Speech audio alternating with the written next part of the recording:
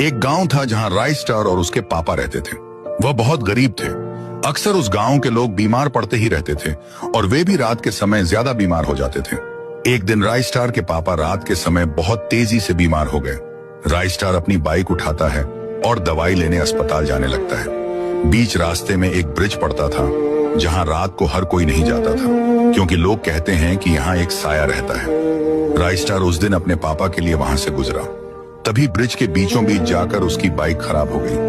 वह bike check करने लगा, फिर जल्दी फटाफट बैठकर वहां से निकल गया। वह अस्पताल पहुंचा, दवाई ली और वापसी में फिर वही ब्रिज आ गया।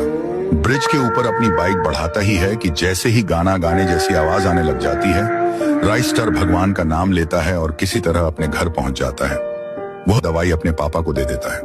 अगली सुबह राय स्टार गांव के सरपंच के पास जाता है और पूछता है, सरपंच जी, इस ब्रिज पर आखिर होता क्या है? सरपंच बताते हैं, आज से कुछ साल पहले यहाँ एक लड़का रहता था। उसका नाम था छोटू। एक दिन वह इस ब्रिज से होकर जल्दी में जा रहा था कि एक आदमी ने उसे रोक लिया और बोला, या तो अपने सारे पैसे दे दे, नहीं तो तेरी बाइक ले जाऊंगा। छोटू ने मना कर दिया तो उन दोनों ने गुस्से में आकर उसे बिना वजह मार दिया। उसके बाद छोटू के पिता अस्पताल में थे और छोटू की मौत की खबर से वे भी मर गए। तब से यहाँ ये सब हो रहा है।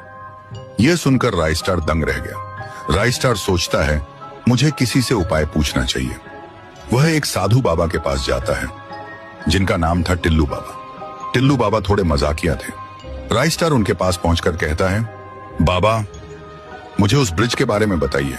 बाबा बोले, हाँ पता है, पर मैं बाहुबली थोड़ा कम हूं, तुम बताओ चाहिए क्या?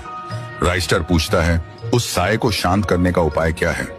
बाबा बोले, इसके लिए तुम्हें उसके दुश्मनों से बदला लेना पड़ेगा। राय स्टार बोला, उसका दुश्मन कौन है? मुझे नहीं पता। बाबा बोले, यह तो तुम छोटू की आत्मा से ही पता लगा सकते हो।